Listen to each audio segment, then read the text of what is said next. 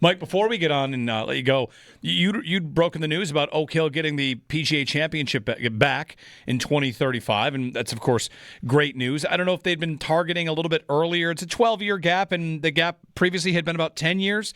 But either way, coming back to Rochester, and great news for Oak Hill, for Rochester, and for golf fans.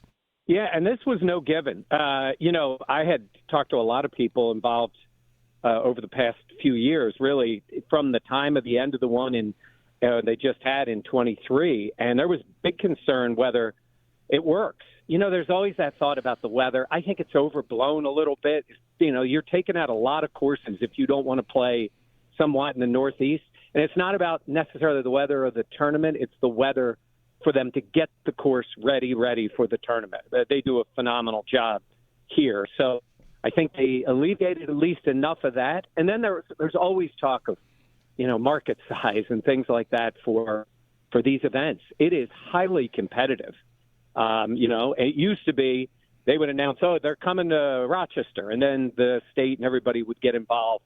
It's different now. Like, they're fighting to get them to show up in New York State. And I think the governor and the state, between, when you think of Bethpage and all these places, it's sort of part of the whole thing with the economic help the PGA of America gets in this to set it up. So, yeah, we were able to get the story before it came out, which is always nice when it's around the corner from you.